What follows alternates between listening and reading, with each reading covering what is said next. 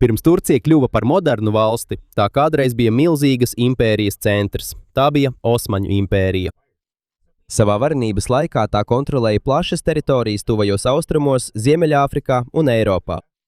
Tā pastāvēja vairāk nekā 600 gadus, pirms beidzot beidzās, un 1923. gadā to nomainīja Turcijas republika. Taču Osmaņu impērija nesākās kā liela impērija.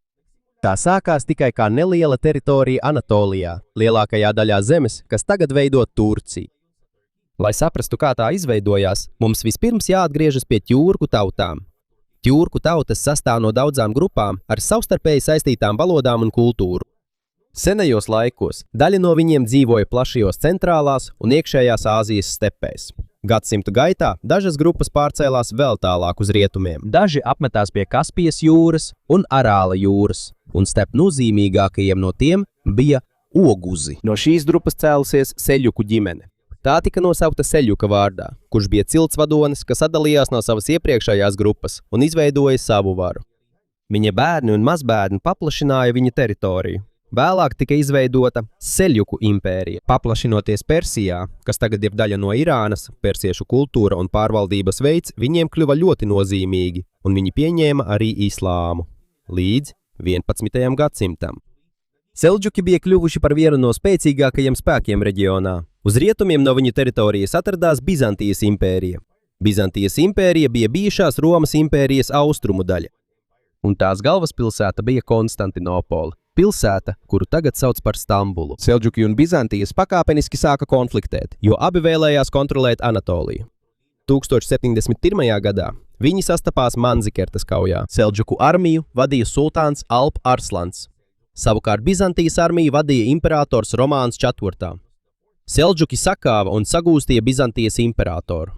Seļģuki neuzreiz ieguva visu Anatoliju tikai ar vienu kauju. Taču, tā kā viņi sakāva Bizantijas imperatoru, viņa valdība kļuva vājāka. Tādēļ tika atvērtas plašākas Anatolijas teritorijas. Tas ļāva turku karotājiem un viņa ģimenēm ienākt reģionā. Galu galā Anatolijā izveidojās Rūmas sultanāts. Vārds Rum attiecas uz bijušās Romas, jeb Bizantijas impērijas zemēm. Tā bija valsts, ko pārvaldīja Seļuku turki un kuras centrs atradās Anatolijā.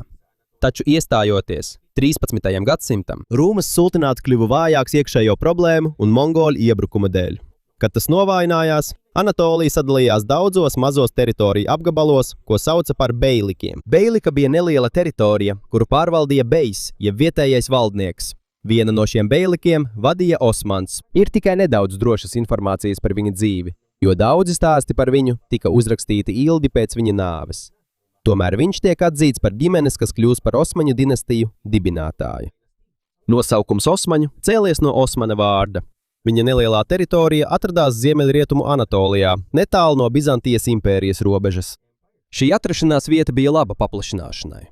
Bizantiešu kontrole pār dažām tuvējām teritorijām bija vāja, tāpēc Osmana ļaudis pamazām ieguva arvien vairāk zemes. Pēc viņa nāves viņa bērni un nākamie valdnieki turpināja paplašināšanos. Viņi nepaļāvās tikai uz sava karaspēka spēku. Viņi arī veidoja alianses ar vietējiem valdniekiem un savā valdībā iekļāva cilvēkus no dažādām grupām un reliģijām. Šī iemesla dēļ mazā Osmaņu valsts strauji izauga. Sākotnēji tā bija tikai viena no daudzajām valstīm Anatolijā, bet pamazām tā pārspēja savus konkurentus. 1331. gadā Osmaņi ieguva Nikeju, nozīmīgu Bizantijas pilsētu, ko tagad sauc par Izniku. Vēlāk viņi arī pārcēlās uz Eiropu un sāka iegūt teritorijas Balkānos. Balkāni ir reģions Dienvidu Austruma Eiropā, kas ietver tādas vietas kā Grieķija, Bulgārija un Serbija. Viņi ieguva arī Adrianopoli, ko tagad sauc par Edirni. Osmaņu valdība padarīja to par savu otru galvaspilsētu, kamēr viņi turpināja paplašināties Eiropā. Laikam ejot, Bizantijas impērija kļuva arvien mazāka. Agrāk tās teritorija bija plaša, taču līdz 15. gadsimtam bija palikušas tikai dažas tās teritorijas. Svarīgākā no tām bija Konstantinopola. Šī pilsēta bija ļoti svarīga, jo tā atradās starp Eiropu un Āziju. Tā arī kontrolēja svarīgo kuģu ceļu starp Melnās jūru un Vidusjūru. Konstantinopola bija aizsargāta ar augstiem un bieziem mūriem. Daudzi karaspēki gadsimtiem ilgi mēģināja to iekarot, taču lielākā daļa cieta neveiksmi. 1451. gadā Mehmeds II apkal kļuva par Osmaņu sultānu. Viņš bija jauns, bet viņa mērķis bija skaidrs. Viņš vēlējās iekarot Konstantinopoli un padarīt to par augošās Osmaņu impērijas centru. Viņš sagatavoja lielu karaspēku, kuģus un spēcīgus lielgabalus, kas spēja sagraut pilsētas mūrus. Aplenkums sākās 1453. gadā aprīlī. Aplenkums ir tad, kad karaspēks ielēns pilsētu, lai neļautu ienākt pārtikai, cilvēkiem un palīdzībai, vienlaikus to pastāvīgi uzbrūkot. Vairākas nedēļas Osmaņu lielgabali bombardēja mūrus, savukārt bizantieši atkal un atkal salaboja un aizstāvēja bojātās vietas. Pēdējais Bizantijas imperators bija Konstantīns 11. Viņam bija tikai nedaudz karavīru salīdzinot ar lielo Osmaņu armiju. Tomēr viņš palika pilsētā un palīdzēja tās aizsardzībā. 1453. gada 29. maijā Mehmeds uzsāka pēdējo lielo uzbrukumu. Osmaņu armija jau bija izlauzusies cauri aizsardzībai un iekļuvusi pilsētā. Konstantīns 11 krita kaujā, lai gan nav precīzi zināms, kur tieši viņš gāja bojā. Šeit beidzās Bizantijas impērija. Mehmeds II padarīja Konstantinopoli par Osmaņu impērijas jauno galvaspilsētu. Pateicoties savai uzvarai, viņš kļuva pazīstams kā Mehmeds iekarotājs. Viņš neļāva pilsētai palikt izpostītai un tukšai. Viņš atveda musulmaņus, kristiešu un ebreju ģimenes, lai atkal palielinātu iedzīvotāju skaitu un atdzīvinātu uzņēmēju darbību. Viens no nozīmīgākajiem pilsētas ēkām ir Hāgija Sofija. To uzcēla Bizantijas imperators Justinians I 6. gadsimtā, kā lielu kristiešu baznīcu. Taču pēc tam, kad Osmaņu impērija ietaroja Konstantinopoli, viņi to pārvērta par mošeju. Minareti jeb augstie torņi ap to tika piebūvēti dažādos laikos dažādu Osmaņu valdnieku valdīšanas laikā. Ne visi tika uzcelti uzreiz pēc iekarošanas. Konstantinopolis ieņemšana deva Osmaņu impērijai spēcīgu galvaspilsētu un svarīgu atrašanās vietu starp Eiropu un Āziju. Taču tas bija tikai sākums vēl lielākai paplašināšanai, jo nākamie valdnieki impērija vēl vairāk paplašināja, līdz tā kontrolēja dažas no svarīgākajām pilsētām, tirdzniecības ceļiem un zemēm pasaulē. Un lūk, Konstantinopolis iekarošana 1453. gadā bija tikai sākums vēl lielākai Osmaņu impērijas paplašināšanai. Sultāna Mehmeda II vadībā Osmaņi ātri ieguva jaunas teritorijas Anatolijā un Balkānos. Viņš iekaroja atlikušās Bizantijas teritorijas Grieķijā, kā arī Trebizondas impēriju pie Melnās jūras krasta. Viņa armija ieņēma arī Bosniju un nostiprināja Osmaņu kontroli pār Albāniju. Ziemeņos Osmaņi pakļāva arī Krimas hanisti. Krimas haniste bija valsts, ko pārvaldīja Krimas tatāri Krimas pussalā, ziemeļu daļā pie Melnās jūras. Tādējādi Osmaņu impērija ieguva lielāku kontroli pār tirdzniecības ceļiem Melnajā jūrā. Kad Mehmeds nomira 1481. gadā, impērija jau bija ievērojami paplašinājusies. Viņa dēls Bajazīds II kļuva par sultānu. Bajazīda valdīšanas laikā Osmaņu impērija karoja ar Venēcijas republiku. Venēcija bija spēcīga tirdzniecības valsts Itālijā, kas kontrolēja vairākas salas un svarīgus tirdzniecības ceļus Egejas jūrā. Pēc vairāku gadu cīņām Osmaņi ieguva vairākas ostas un vēl vairāk nostiprināja savu varu. Pēc Bajazīda par sultānu kļuva viņa dēls Selims I. 1512. gadā viņš vispirms saskārās ar Safavīdu impēriju, spēcīgu valstību, kas atradās Persijā, jeb mūsdienu Irānas teritorijā. Osmaņi un Safavīdi bija pretinieki, jo abi vēlējās kontrolēt Austrumu Anatoliju un citas tuvajos austrumos esošās teritorijas. Turklāt viņiem bija atšķirīgi uzskati un galvenās islāma ticības prakses. Pēc tam Selims vērsās pret Mamluku sultanātu. Toreiz Ēģipti un Sīriju pārvaldīja Mamluki. Viņi kontrolēja arī Hidžāzu, reģionu Arābijā, kur atrodas Meka un Medina. 1516. gadā Osmaņu armija Sīrijā sakāva Mamlukus. Nākamajā gadā viņi tika atkal sakauti Redānijas kaujā netālu no Kairas. Tādējādi Sīrija, Ēģipte un Hidžāza nonāca Osmaņu impērijas pakļautībā. Šo teritoriju iegūšana Osmaņiem deva lielāku teritoriju, vairāk bagātību un kontroli pār svarīgajiem tirdzniecības ceļiem. Rietumu Ziemeļāfrikas daļā tas nozīmēja lielāku varu un kontroli pār svarīgajiem tirdzniecības ceļiem šajā reģionā. Osmaņu pusē bija flotes komandieris Haireddīns Barbarossa. Barbarossa bija spēcīgs musulmaņu komandieris, kurš kontrolēja lielas Alžīrijas teritorijas. Viņš atzina Osmaņu sultāna varu apmaiņā pret impērijas atbalstu un aizsardzību. Kad Selims nomira 1520. gadā, viņš bija valdījis tikai aptuveni 8 gadus, taču šajā īsajā laikā viņš gandrīz dubultoja Osmaņu impērijas spēku. Viņa vietā nāca viņa dēls, Sulejmans I. Viņš ir labāk pazīstams kā Sulejmans Lieliskais. Eiropā viņu sauca par lielisko, pateicoties viņa varas un bagātības plašumam. Osmaņu pasaulē viņu sauca par kanūni, jeb likumu devēju, jo viņš sakārtoja daudzus impērijas likumus. Viņš valdīja no 1520. līdz 1566. gadam. Viņa valdīšanas laikā Osmaņu impērija sasniedza savu varenības virsotni. 1521. gadā viņš iekaroja Belgradu, nozīmīgu pilsētu, kas tagad atrodas Serbijā. Nākamajā gadā viņš ieņēma Rodes salu no Svētā Jāņa bruņiniekiem. Svētā Jāņa bruņinieki bija kristiešu militāra grupa, kas izmantoja Rodes salu kā bāzi cīņai pret musulmaņu kuģiem vidusjūrā. 1526. gadā Osmaņu armija sakāva Ungāriju Mohāčas kaujā. Kaujas laikā gāja bojā Ungārijas karalis, un liela daļa viņa karaļvalsts nonāca Osmaņu kontrolē. Pēc tam Sulejmana karaspēks sasniedza Vīni, kas mūsdienās ir Austrijas galvaspilsēta. Viņi mēģināja ieņemt pilsētu 1529. gadā, taču viņiem tas neizdevās. Sliktu laikapstākļu, apgādes problēmu un spēcīgās Vīnes aizsardzības dēļ. Lai gan viņi Vīnē cieta neveiksmi, Osmaņu impērija joprojām palika viena no spēcīgākajām impērijām Eiropā un tuvajos austrumos. Austrumos Sulejmans cīnījās arī ar Safavīdu impēriju. Osmaņi ieguva Bagdādi un lielu daļu Irākas.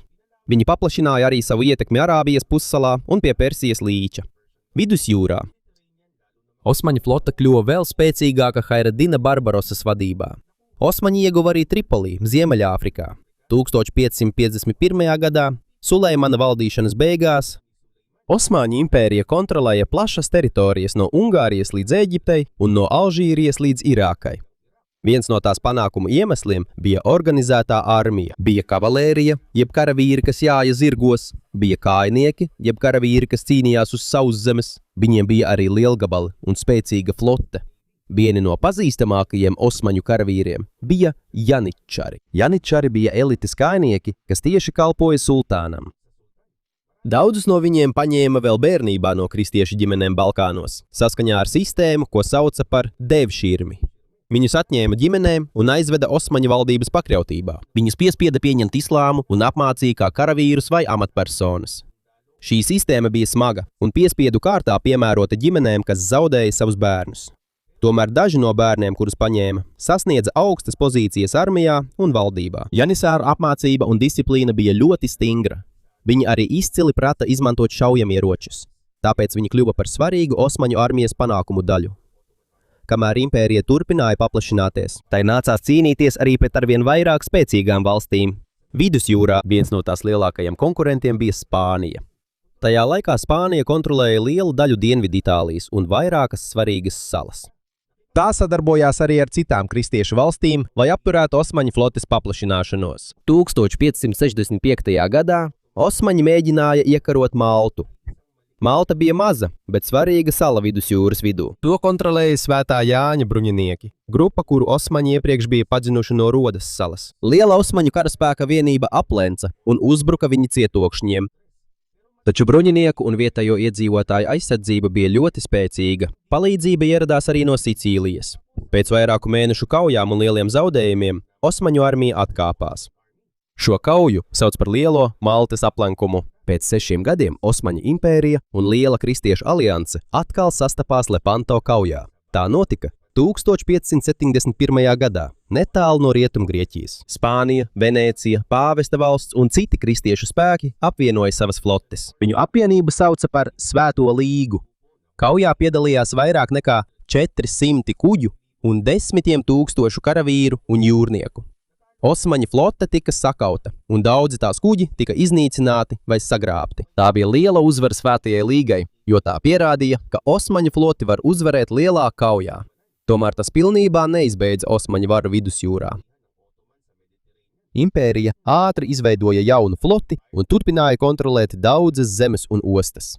Tomēr Malta un Lepanto parādīja, ka Osmaņu impērijas paplašināšanai ir savas robežas. Tā joprojām bija spēcīga, taču vairs nespēja iekarot visas teritorijas, ko vēlējās. Pēc sakāves Lepanto kaujā Osmaņu impērija pilnībā nezaudēja savu spēku. Tā vietā tā pievērsa uzmanību Centrāla Eiropai. Lielākais šķērslis tās paplašināšanai bija Vīne, Austrijas galvaspilsēta. Vīne bija svarīga, jo tā atradās ceļā uz dziļākiem Eiropas reģioniem. Osmaņu impērija pirmo reizi mēģināja ieņemt Vīni 1529. gadā, taču viņiem tas neizdevās. Pēc vairāk nekā 150 gadiem Viņi mēģināja vēlreiz. 1683. gadā liela osmaņu armija aplenca Vīni.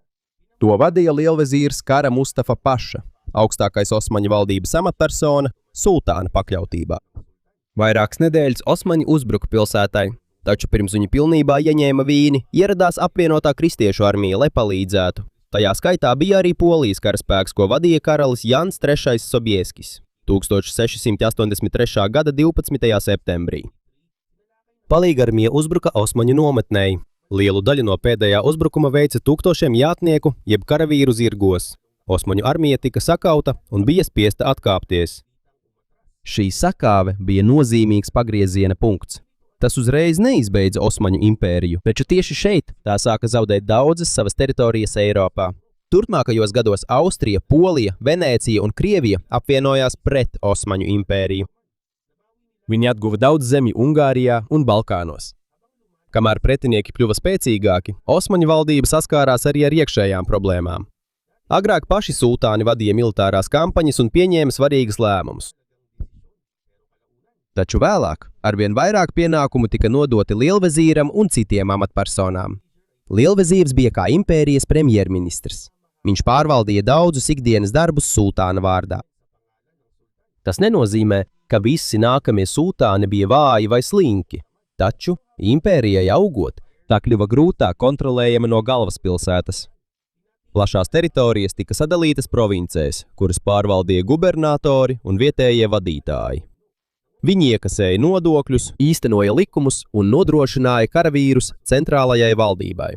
Taču tā kā dažas provinces atradās tālu, vietējiem valdniekiem bija liela rīcības brīvība pārvaldē. Impērijas teritorijā dzīvoja dažādu reliģiju un grupu pārstāvji. Valdošās ģimenes reliģija bija islāms, taču daudzi kristieši un ebreji palika pie savas ticības.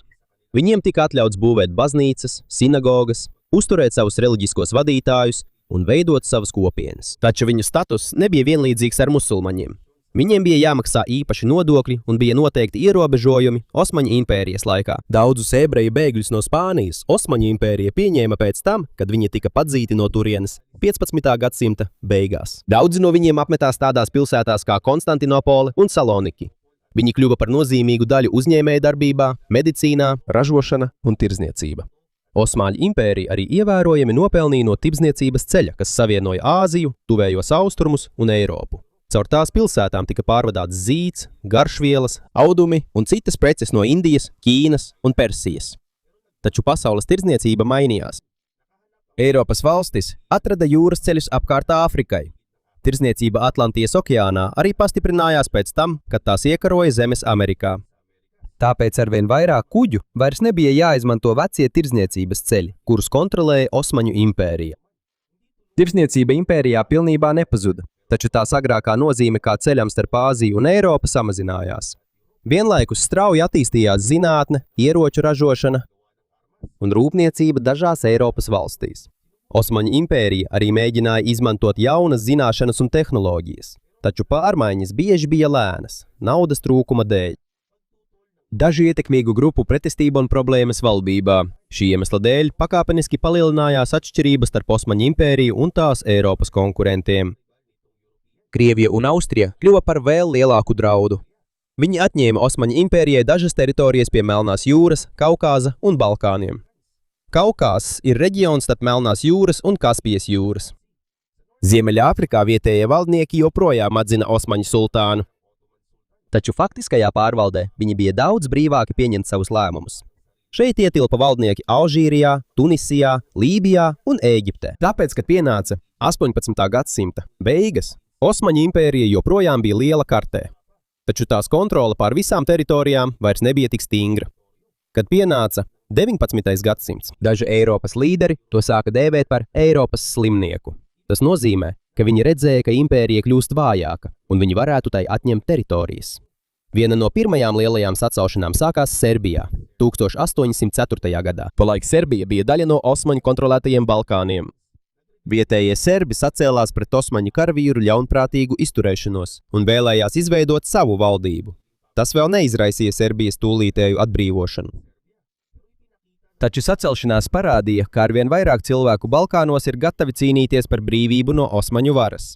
Turpmākajos gados impērija saskārās ar nemieriem un iebrukumiem, un teritoriju zaudēšanu, kas vēl vairāk to vājināja. 19. gadsimtam iestājoties, Osmaņu impērijas teritorija turpināja samazināties. 1821. gadā grieķi sacēlās pret Osmaņu varu. Viņiem palīdzēja Lielbritānija, Francija un Krievija, kurām pašām bija savas intereses vājināt Osmaņu varu reģionā. Pēc vairāku gadu kara Grieķija tika atzīta par neatkarīgu valsti 1830. gadā. Pēc tikai dažiem mēnešiem Francija iebruka Alžīrijā. Tādējādi Osmaņu impērija pilnībā zaudēja kontroli pār šo teritoriju un sākās ilgstošā Francijas okupācija Alžīrijā. Tajā laikā arī Krievija kļuva spēcīgāka un vēlējās paplašināt savu ietekmi pie Melnās jūras. Taču Lielbritānija un Francija nevēlējās, lai Osmaņu impērija pilnībā sabruktu, jo tad Krievija varētu kļūt pārāk spēcīga. Tāpēc Krimas kara laikā no 1853. līdz 1856. gadam viņi atbalstīja Osmaņu impēriju pret Krieviju. Viņa puse uzvarēja, taču tas tikai uz laiku aizkavēja impērijas vājināšanos. Nākamajās desmitgadēs Balkānu teritorijas kļuva arvien neatkarīgākas. To vidū bija Serbija, Rumānija, Bulgārija un Melnkalne. 20. gadsimta sākumā Itālija ieguva Lībiju. Par neatkarīgu valsti kļuva arī Albānija, kamēr Osmaņu impērija zaudēja gandrīz visas atlikušās savas teritorijas Balkānos. Pastāvīgo zaudējumu dēļ daudz jauni virsnieki un intelektuāļi pieprasīja pārmaiņas valdībā. Starp viņiem bija arī grupas, ko sauca par jaunajiem turkiem. Viņi nebija viena vienkārša grupa. Viņas veidoja karavīri, politiskie aktīvisti un intelektuāļi ar dažādiem uzskatiem, taču viņi bija vienoti vēlēšanās ierobežot sultāna varu un atjaunot konstitūciju un parlamentu. 1908. gadā viņi uzsāka revolūciju, un sultāns Abduls Hamīds II bija spiests atjaunot konstitucionālo valdību. Taču tas uzreiz neatrisināja impērijas problēmas. Cīņa par varu, sacelšanās un teritoriju zaudēšana turpinājās. Vēlāk valdībā kļuva ietekmīga Savienības un Progresa komiteja, galvenā politiskā organizācija, kas radās no jauno turku kustības. Kad 1914. gadā sākās Pirmais pasaules karš, Osmaņu impērija nostājās Vācijas un Austru-Ungārijas pusē. Osmaņu līderi cerēja atgūt dažas zaudētās teritorijas un apturēt Krievijas paplašināšanos. Viņi guva lielu panākumu Galipolī kampaņā 1915. gadā. Britu, franču, austrāliešu un jaunzēlandiešu spēki mēģināja iegūt kontroli pār svarīgo ceļu uz Konstantinopoli. Taču citās impērijas daļās Osmaņu militārie spēki pamazām atkāpās. 1916. gadā sākās arābu sacelšanās pret Osmaņu varu. To vadīja šarifs Huseins no Mekas un viņa dēli ar Lielbritānijas atbalstu. Viens no britu virsniekiem, kas palīdzēja sacelšanās laikā, bija T.E. Lorents, kurš kļuva pazīstams kā Arābijas Lorents.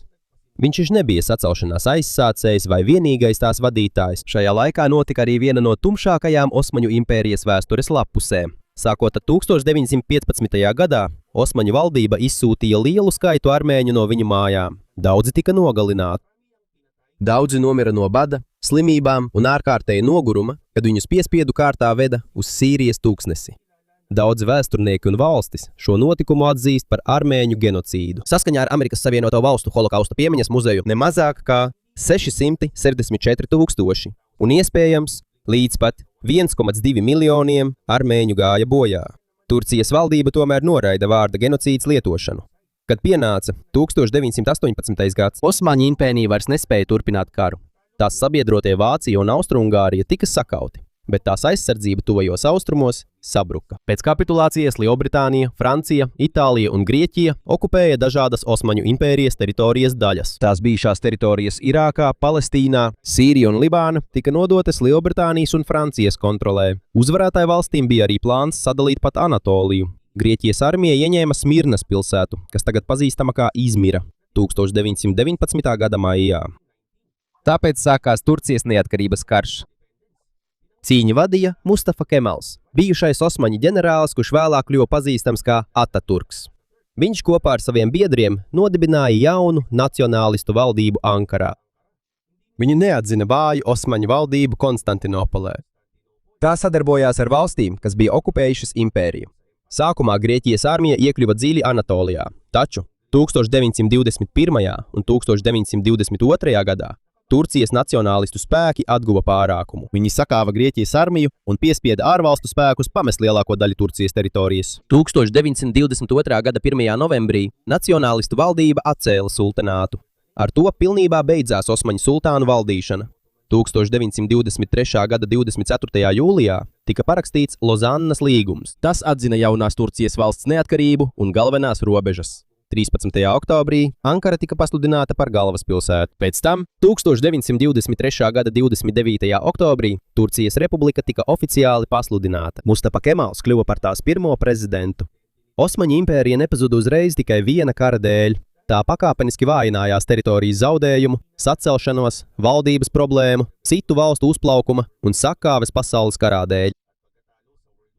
No Osmaņa nelielās teritorijas tā izplatās 3 kontinentos un valdīja vairāk nekā 600 gadus. Taču beigās impēriju nomainīja jauna valsts. Mūsdienu Turcija dzima no tās atlikušajām zemēm. To vairs nevada sultāns, bet gan jauna republikāniska valdība, kuras centrs ir Ankarā.